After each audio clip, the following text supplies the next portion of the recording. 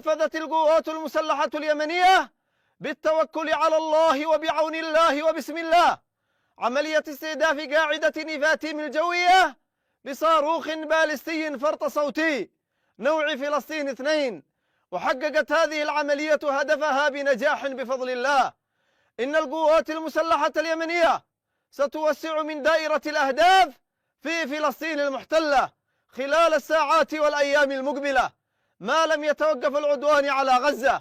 نقدم أيضا من جديد التحذير للأمريكي أن استمراره في عدوانه على بلدنا إسنادا منه للعدو الإسرائيلي إنما يدفع بنا إلى مواجهة تصعيده بخيارات تصعيدية إضافية.